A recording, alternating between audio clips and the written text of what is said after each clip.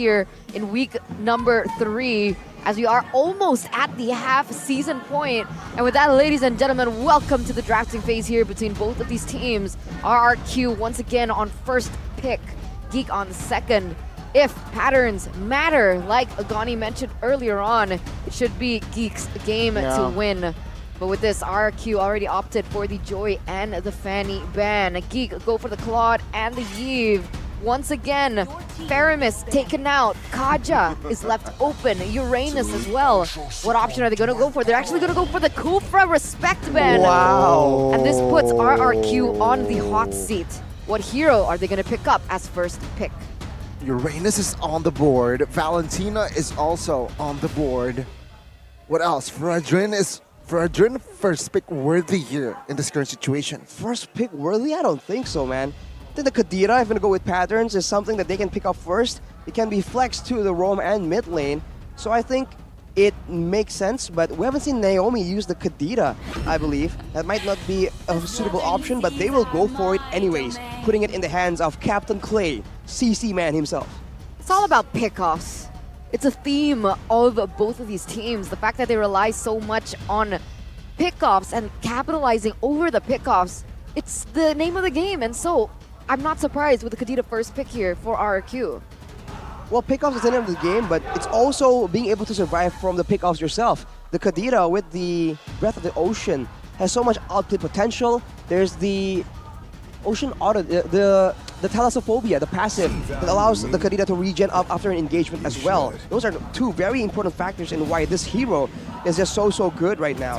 Geek Fam, though, they have gone for the Fredrin and the Beatrix. Same picks from game number 1. Again, just putting Skylar again on the spot, which somehow works, right? I mean, game 1, game 2. Skylar, game 1 doesn't really shine. Game 2, he was there, he was present, but he wasn't shining as if he was on a Beatrix. I don't know. I really like this Brody. Okay. The fact that he was able to... Well, maybe it's because of the matchup. True. Brody Beatrix. And he was ahead at that point. Yeah. Well, he was bullying a lot. He was freezing the lanes, taking shots. Oh! No what? way! No way! Natalia and Uranus, now Geek Fam. Do they have enough know-how to deal with this Natalia? Baloyski, an avid Natalia player himself. I think it's time for Novaria, no? Novaria Roam is still an option. Let's see. Open up the map a little bit, gain more vision. I understand that it's very susceptible to the dive. I guess it's like a coin flip, right? On one side, you get a lot of vision to spot out the Natalia and the Kadira, but on the other side, you're definitely susceptible to very the burst. Squishy. Yeah.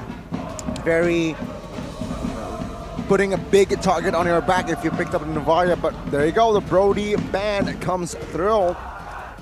You mentioned how Skylar was able just to pop off on the Brody.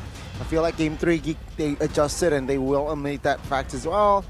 Are you taking their time here in their first ban of the second phase? Wait, is this the first time Natalia's been picked up by Naomi, or has he picked it up before? Season 12? In the previous seasons, maybe, but in season 12, I believe this is the first time. Oh man, we're I don't gonna think see I've the seen it. special. It's Ladies been- and gentlemen, this is the, oh my god, I can't Naomi wrap my head special. around my, oh wow, I'm so excited for this. But Kaja is going to be the response. I love it. I think it's a really good counter towards the Natalia. Really good ban from RQ. What will the gold lane be, though, for RRQ? The Brody hasn't respect banned, and there's still one more ban available if Geek Fam wants to shut Harith. the door. It's going to be a Boxia, so they don't want to deal with that movement speed, that notorious tankiness as well, along with the Uranus. That sounds like an absolute nightmare. But like we mentioned, no gold lane for Skylar just yet. Maybe a Harris could work. I think Harris just also makes sense, right? They need someone that can secure the high ground. Harith is a hero that can fast clear those waves. Kadira, Natalia combo, sure, it's very strong, it's very pick-offy, but their wave clear is somewhat questionable. So perhaps that is what they need, RQ need to somehow repair in the second phase. Well, on the note of like limiting heroes, Fredrin and Baxia no longer available for Fairsick. They're gonna ban away the Cho, respecting the potential for Beloyski to make the plays and to suppress technically the assassins on the squad of RRQ. But for them right now, what will Fairsick be put on, right? What jungler is available here that I think needs to be a bit tanky, right? Have crowd control and respectable wave clear to augment this draft from the side of RRQ. Well, if we're talking about CC, I don't really think I can answer that, but Paquito is an option. Paquito. If they want to go crazy full in damage, they want to go all in on that, they can pick up the Ling once again. Martis definitely is a safer option for them to take. What do you think about or the Bane? Bane. Okay, I like the Bane. I like Bane. Very good going up against Natalia. I really thought they would. Alpha. Of course. All right. Of course, the Alpha still 2 times picked up game 1, and as well as the previous match, still sitting at 100%. Absolutely dangerous right here. This Alpha, so much damage, some true damage, tankiness as well. Assassins will definitely have no match for, will definitely not be a match for him in the Land of Dawn unless some follow-up is in order. So for RRQ, we already mentioned it, but these are 2 very tough questions here. Gold lane and jungle, 2 heroes, 2 positions for RRQ that are quite susceptible to getting targeted in the banning phase. I don't know. I think it's a really good Harith pick here. If they want to go for early game, Clint is an option. Harith Paquito? Huh? Harith and the Paquito in the jungle, perhaps? It's possible, it's possible. Let's see in just a few moments. Here it is. I've been waiting for it. Carry Martis, there you go. So a lot safer in the Martis, like I mentioned before. But they go once again for the carry, maybe to just deal the damage. Shred through. Geek. Oof, I don't know how I feel about this carry pick, man. It's just so Rafaela? vulnerable. For Geek, Rafaela? For Geek? To just counter the Natalia, that could just work. I mean, they already have good damage, a good mix of true, magical, and physical damage, and they have strong frontliners, strong backliners. Utility is not that far-fetched of an option. And it can also assist in the movement speed for Alpha if he wants to go in for the rotations. Rafaela, definitely an option here. If not, they can go for something like the Saber Roam! What is going on? Okay. Oh my, guys. Oh my god, Miracle must be screaming. Gideon must be screaming as well. Saber Roam? It's the 2 brothers. It feels like a ranked game. Saber and Alpha. Wow. Are they In the brothers? Like actually? I think cousins or brothers. The Visor Gang. The Visor Gang. Oh my god, I like it, I like it. This is interesting, man. We haven't seen this matchup. Who would have, right? The Natalia is already surprising, but the Saber, is this the counter pick that Beloyski has been hiding all this time to deal with the Natalia? We'll see if he can pull it off. He will be one of the only engaged tools available for Geek, so keep that in mind. And it's against a Martis. All the cards on the table right now. I've been on a Kadita going against a Saber Roam. Not a good time. If you don't time your combos perfectly, it's not a good time. And with that, ladies and gentlemen, the debut of the Natalia as well as the Saber Roam. Who is going to be and who is going to come out on top? Last match here, last game, last chance for Geek and RRQ. Let's get it. Let's get it. Let's see. We got 3 crazy debuts today. First match, it was Alpha, Saber, and now. Look at this. Early first blood for Clay. My goodness, Nile now punished. Somehow invaded. Let's say Nile will not be able to escape. Double kill for Mr. CLAY. Not done yet though. Banana now trying to make it out of his life, but there's too much burst damage. No DPS, it turns it around! Oh my god, Uranus with the kill as well now. Geek Fam, what happened first minute in? 1,000 gold deficit already. And take a look at the jungles. All munched by Mr. First. I just want to say thank you to both of these teams for making this last match one of the most epicest matches I've ever seen in my life. Super entertaining. But RRQ, they've really stepped on the pedal here in the early stage of the game, realizing that Geek Fam need a little bit more time to get that level 4 to get their pickoff game going. The level 2 power spikes, the crowd control available to them as well in their composition. That is definitely what they tried to abuse, and it worked out very well for them. For now, for Geek Fam, they have to wonder about the late game, but before that, Nile! The rotations, man. The 3-man rotations in that mid, jungler and as well as Rome pressuring Nile, but no casualties. Well, back to the point, man. In the later stage of the game, they're gonna be Kadera is gonna be in such a tough spot right there. He is absolutely targeted because later on he will be jumped on, burst it down, and later on he will be the only one available to deny Banana as RRQ. They are going wild. Definitely so much pickoff potential, so much aggression, so much control over the map as well. And that's going to be a free turtle secured by RRQ. The first 2 minutes of the game, a 1,300 gold lead. And I have yet to see Beloyski on the Saber roam. He just hit that. Actually, no, he's not even level 4 just yet. So they're waiting for that power spike for sure for Beloyski in order to have more of an impact, but here it is. Yeah, Naomi, you're right, Beloyski, not level 4 yet, so no triple sweep. Take a look at the, it's still the same, 3-4-3, but now we switch sides. Luke with the invades.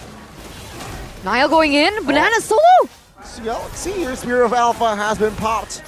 But it seems like no casualties, still 4-0 still. Oh, wow. Geek Fam, killless. Versick though, terrified with the taunts as well. This might be it, but no. Versick runs comfortably. Naomi harasses as well. Man, Versick being very aggressive right here, but fortunately hasn't been able to be punished as hard as game 1 and 2. Banana though, on the other hand, he is taking all this damage, all these ultimates, it doesn't even matter. Yeah, rough waves as well. Oh, the Petrify comes in clutch. Good night, Nile. 0-0, 3 minutes in. Kadira's just such a power pick for Clay. I don't even understand. So aggressive. I mean, Geek, they were just trying to get their own jungle. And there he is, Clay in the bushes, getting that one combo in earlier on. And they're looking for more punishment. Look at Naomi just flanking around, looking for info. He'll go on Beloyski and escape. Oh, Versick will not be able to find it. Triple sweep on towards Clay. He gets taken down. Luke finding the shutdown. Take a look at Uranus though. Looking for an angle. It seems like now a boy soaking damage. Oh, it might be a 2v3 now. No, Uranus will not commit to it just yet. Look at the waves though on the top side. It's going to be both EXP laners roaming in. And for Geek Fam, that was a great shutdown they got onto Clay. They really needed something of that nature. But now with the turtle coming up, with the waves not really in their favor, it's going to be beneficial for RRQ to go for this turtle. And Geek Fam, they wisely just move away from it. They want nothing to do with that jungle area. I guess at this point, with the turtle, just free given to the hands of RQ on a silver platter like this in the early game, Geek Fam, they're looking and they're banking on something else. They're looking for more picks on the board, but they haven't been able to find it. They're looking for counter plays perhaps on the different side of the map. Play? Luke, is he okay? I think so. All right, so. But look at Versick here. He's just farming in the early game using that Marty's power spike.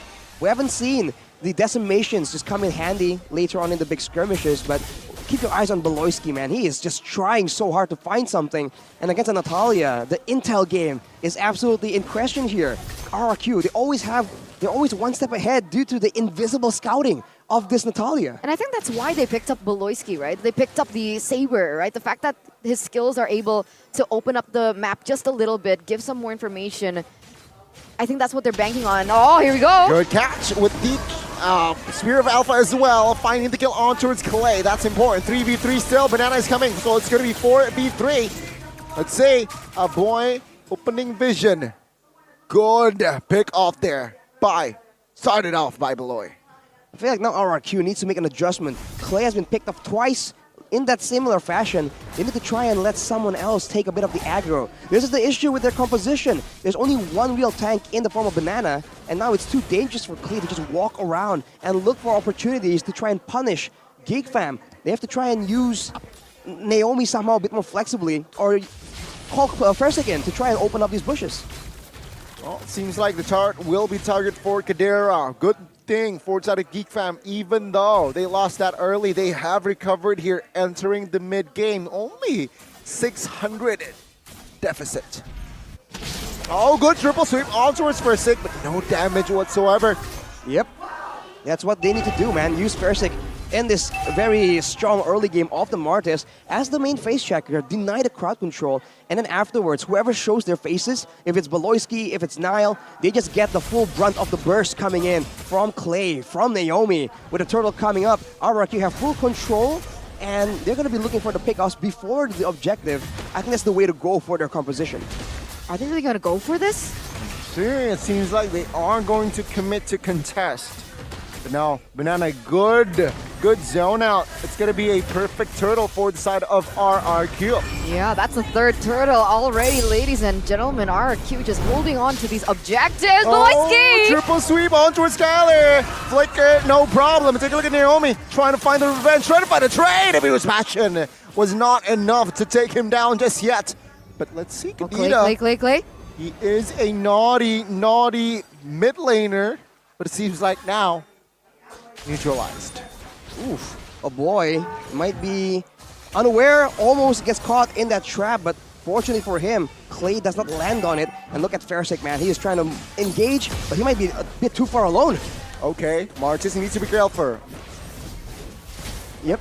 He needs to be a lot more cautious in his movements, but look at the Uranus, man. No counter, no solution. They cannot possibly call Kadera to go up in that lane right there against a Fredrin. There's no threat to his life at all. He is going to be so annoying, and with the lanes pushed up by him, this is where the two roamers, the two assassins from RRQ can look for a play. But look at this, man. Look at the way that they're playing the map, opening up vision, looking for the picks.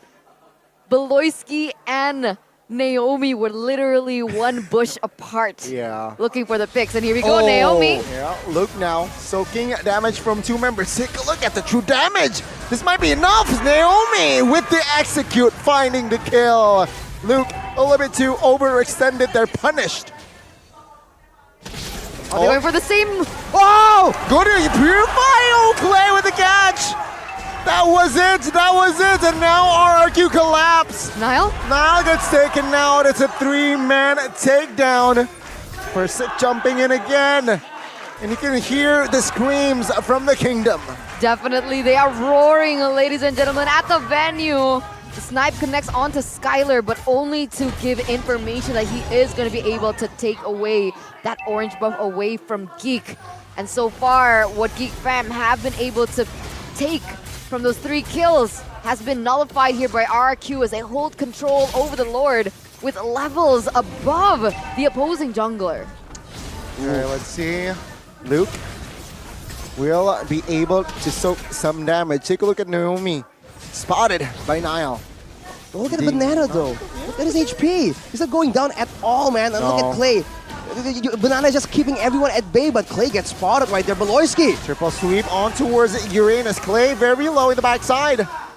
No casualties just yet, though. Clay will recall. Take a look at Naomi. Finds Luke in the process. Force him to use the flicker. But Beloyski very low. 1 HP, technically. See, again, all 10 men is still in the Land of Dawn. Wow, RRQ just did such a good job at zoning. They didn't necessarily need to get a pick. A pick would be a bonus. But the fact that they were able to scare Geek Fam away from that pit just from their damage alone was enough for RRQ as their statement. We saw in match number 1, with enough time, Kadera will be able to do a lot of damage onto this Uranus, but with the right build though. He's going with the BOD Malefic Roar, and we saw that earlier. That was a bit too weak, but now Versik. The damage is definitely there. Goodbye, Beloyski. Versik with the decimation. It's a 5v4, 5 on offense, 4 on defense, plus the Lord. Let's see. Man, what are you gonna do against Banana, dude? The whole fight, by the way, he was just standing in front. He wasn't even juking skills, juking auto attacks. He was just taking everything. And now with the Lord coming in, seems like RRQ, without any high ground presence, there's no way they get anything here unless something crazy is done by Clay and Naomi. Oh. They're knocking on the base now. 6,000 gold lead. 2 waves are still crashing at this point. The beautiful thing about a pickoff composition is when you're not defending. right? Because what is Beloyski supposed to do in this particular situation? He needs to look for a flank, perhaps, look for a kill onto Skylar, but even that, it's not going to be as simple. Yeah, that Martis pick really comes into a clutch, right? I mean, before the Saber pick as well, Martis just nullifies a lot of the triple sweep. Look at the player's goal by UBS Gold though. Banana, due to the double cutting strategy, is matching up to Skylar's gold, which is part of the reason why he's so tanky, and now he's going for a boy and Beloyski, just flexing at them. Look at that, he doesn't care. No care in the world at all. And it looks like Versik here trying to replicate the same thing, opening up the map, giving information to his team as to the whereabouts. If they see Beloyski, then it's not a problem. But when they don't see Beloyski, now that's a problem. But looking at this, still, they're not going for it. I think they're just waiting for the next Lord. And look at what Banana is doing. He didn't clear the lane down there. So the Windits are killing each other technically, which is bad for both of them.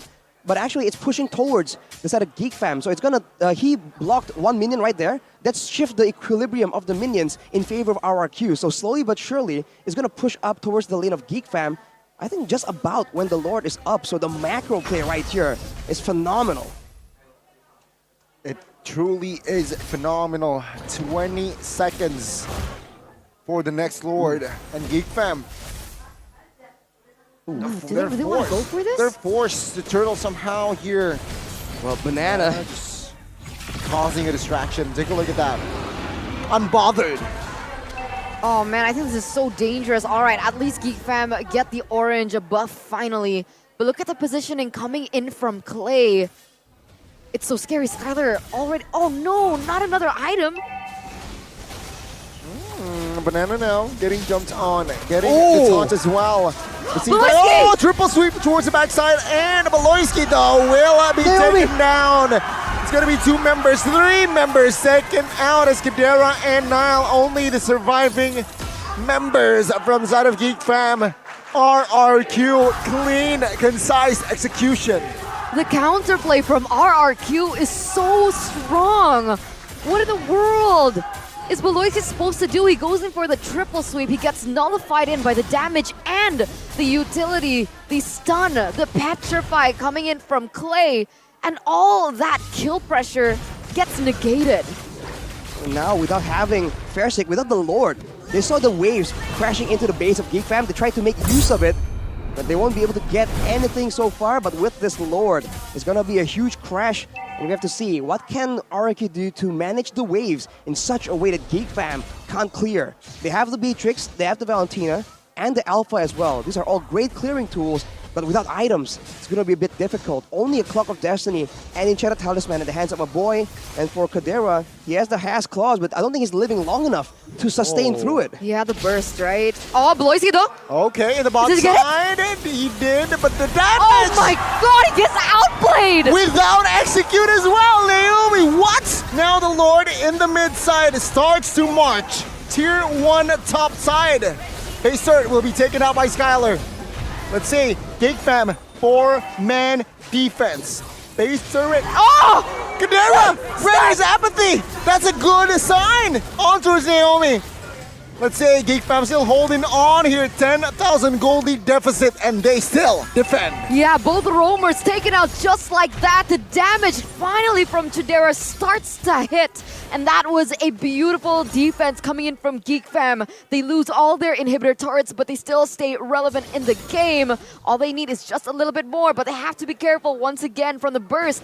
Like we mentioned earlier, right? The Has Claws. It doesn't do too much against burst from Clay, as well as Naomi. But if they can outplay that situation, it might be Geek Fam coming back. Look at Banana though. He's just undeterred, just walking around again and again. And you have to wonder if Kadera can even deal with him if he's left to his own devices. Blade armor right now. Even with the Has Claws, that's a lot of damage traded back. And look at this. This is a peculiar. It's a split push being done by Skylar without being assisted by any of his teammates against a Saber. That is dangerous. I don't know what the plan is, but now Beloyski gets spotted out. Just like that, Skylar moves in a more aggressive manner. He knows the main threat to him is visible on the map. Very good control. It's like shepherding sheep. Shepherding, Did you see that? The way that they just Yeah. go back into the base? Come here.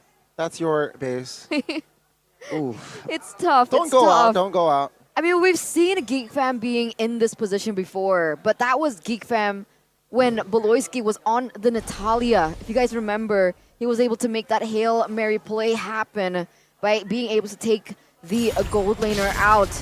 So far, Boloisky is still in the base. He hasn't found the proper opening to go for that, but maybe that's why. Maybe RQ know this. Maybe that's why they're positioned the way that they are with Clay over there, Martis as well in the jungle on the opposing side. It's really a caging system that we see from RQ. Well, as long as the waves are pushing, RRQ will always have vision, right? Even all the way into the base of Geek Fam, so they have no rush to do anything. The waves on top is set, kind of. It's not pushing, but it is going to be heading in the side of Geek Fam. Luke, the slower member of the pack, is going to be forced to go on the top side. This is going to be a free, uncontested Lord for RRQ. Banana trying to scout, trying to zone. And so far, I don't know, he needs to be a bit careful. If Geek Fam reaches a power spike, Banana will be the first member to feel it. Look at Boloisky though. Ladies and gentlemen, what's he planning now? Is he going for the clear? Oh, Natalia knows. Or does he want to clear? Oh. Oh no. Oh, I'm scared. Guys. They Oh, have no. a feeling. They have a feeling, it seems like. Okay. Or not? Oh my god, this is so intense. Boloisky. Oh, he flickers in. Oh, the triple sweep finds the kill. Both roamers will be traded though. Boloisky taken down by Skylar. But is that enough time though? They kill it with side, Banana with the flanks. Looking for an opening and poke Kadera down. Take a look at Clay, half HP. The knockup comes through towards Luke. Banana is quite low. Take a look at the Debuter's passion. And first hit gets done, and first hit gets taken out. Loses Immortal. Oh boy! Oh boy, the backside. Finds the dashes, finds the kill as well. He gets taken out though, but this is Geek answering Kadera with this MG as well. A boy gets taken down. No! Skylar with the clutch win of nature to survive. Oh man. Tadera and Luke are the only members left standing. You can see the Banana is still going in. 3 waves are still crashing. Is he going to be able to clear?